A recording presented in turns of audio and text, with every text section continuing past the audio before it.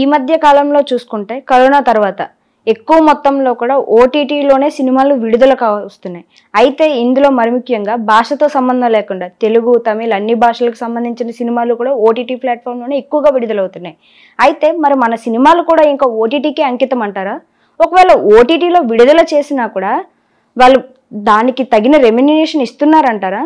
పోనీ ఇవన్నీ ఓకే, మరి చిన్న స్క్రీన్, సింగిల్ స్క్రీన్ ఉన్న థియేటర్ల పరిస్థితి ఏంటి? మన సినిమాలన్నీ కూడా ఓటీటీలకే అంకితం అయిపోతాయి. ఎలా ఉండబోతుంది అంటారు అసలు సినిమా పరిశ్రమ? ఇప్పుడు ఓటీటీలోనే ఒకప్పుడు అమ్మేవాడు, థియేటర్లో రిలీజ్ చేస్తే ఆడదో ఈ సినిమాకి డైరెక్ట్గా దాన్ని వరల్డ్ ప్రీమియర్ అనేవారు, ప్రపంచ ప్రీమియర్. అంటే థియేటర్లో చూడకుండానే మీకు ఇచ్చేస్తామంటే అదొక పెద్ద బోజుగా. అంటే థియేటర్లో ఎంత అమ్మాలనుకున్నావు నువ్వు, ఆడొక 10 కోట్లు అయితే 15 కోట్లు అని చెప్పి 20 కోట్లకి అమ్మాలనుకున్నాను అంటాడు. అయితే నేను ఒక 17 కోట్లు ఇస్తాను, ఎక్కువ వస్తే 50% తీసుకుందాం, నీ సినిమా వేసిన తర్వాత నాకు సబ్స్క్రిప్షన్స్, వ్యూయర్షిప్ అన్నీ వస్తే నీ 17 కోట్లు ఇస్తాను అనే రేంజ్కి ఉండేది, ఒక మోజు ఉండేది. ఓటీటీకి అర్థమైపోయింది. అలా సురేష్ బాబు వాళ్ళు కూడా ఒకటి 2 సినిమాలు అమ్మేశారు.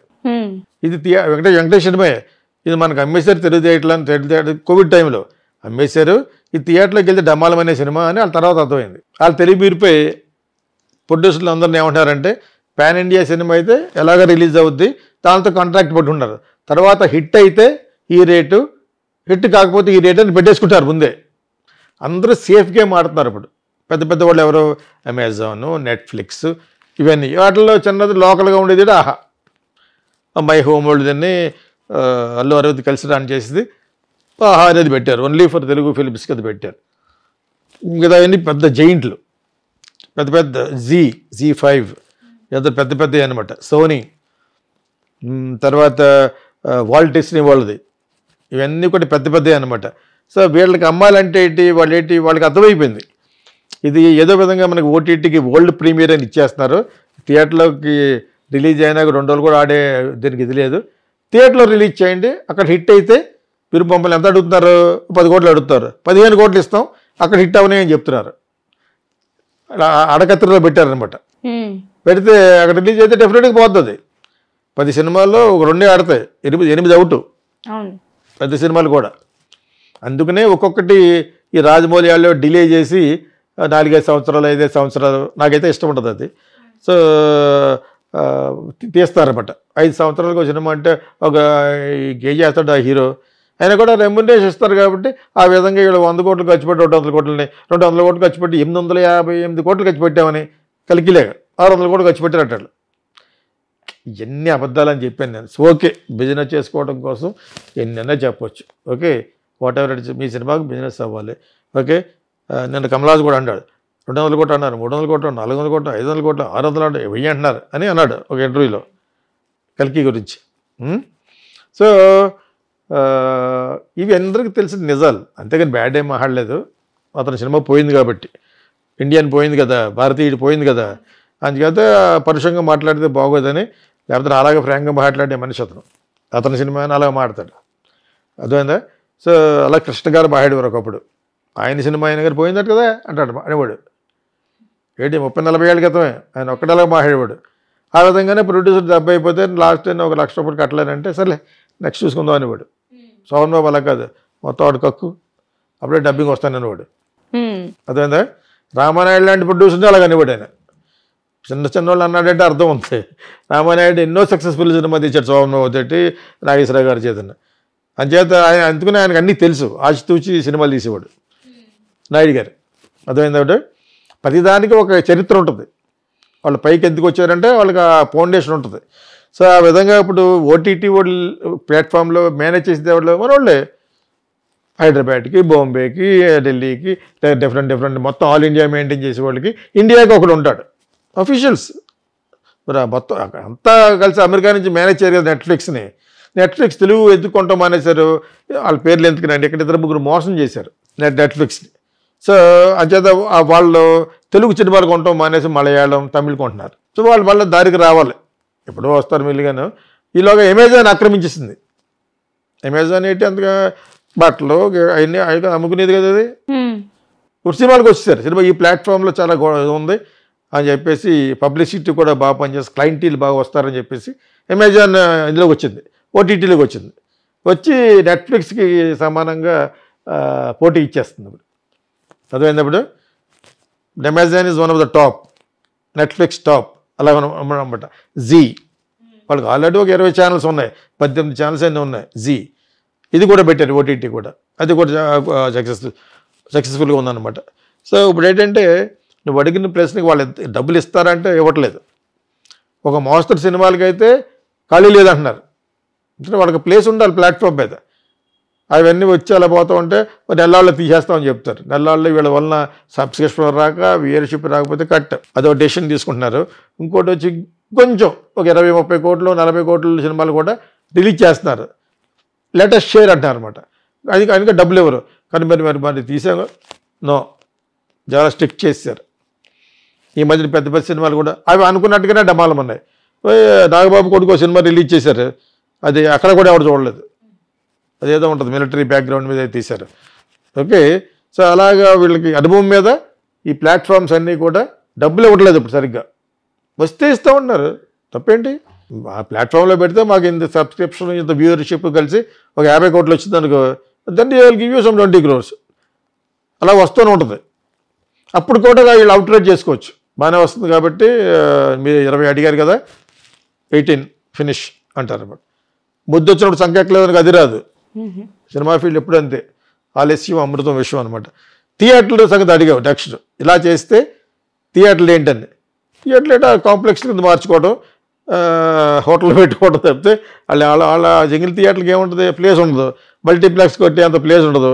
దాన్ని ఇంకా అందంగా మంచి థియేటర్లు, విశ్వనాథ్ అనే థియేటర్ ఉన్నాయి, మంచి థియేటర్లకి ఈ రోజు ఏకలు కొట్టుకుంటున్నారు థియేటర్ సినిమాలు లేక.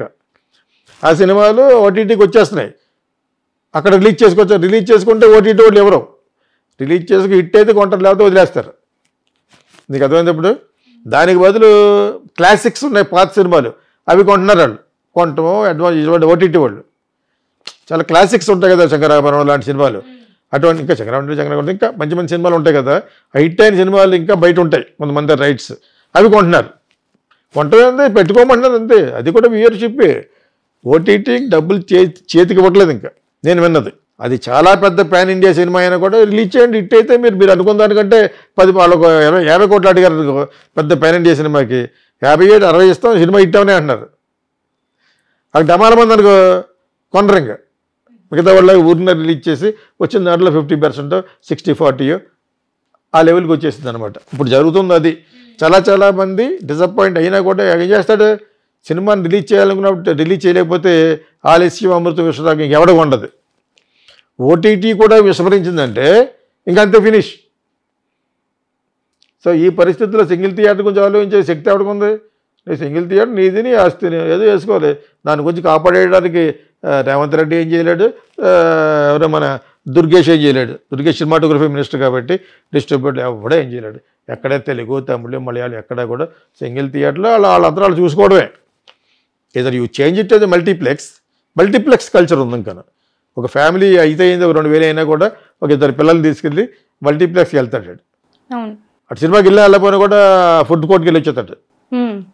వెళ్తాడు సాధారణంగా సినిమాకి వెళ్తే అంత అవుద్ది, ఆ ముగ్గురికి నలుగురికి కలిసి అది 1000 అవుతుంది. ఇదొక 600-700 అవుతుంది ఫుడ్. అది అంటే 2000 కాదనుకుంటే సినిమా చూస్తాడు.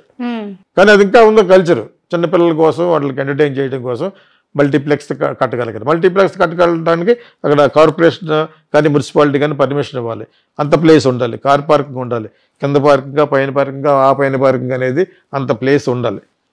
ఆ సింగిల్ థియేటర్లో నథింగ్ బట్ యూ కన్వర్ట్ ఉంటే మల్టీప్లెక్స్ కన్సల్ వచ్చేసింది. ఇప్పుడు సింగిల్ నాది ఒక్కడే ఎక్కడ నిరంజన ఒకే థియేటర్ అంటే ఈ పక్కన ఒక కాలనీ, ఆ పక్కన ఒక కాలనీ, ఈ పక్కన వచ్చే వేరే కాలనీ ఉందన్నట్టు ఇంకా అంతే. అది అసలు ఆ థియేటర్ ఉండడమే గ్రేట్.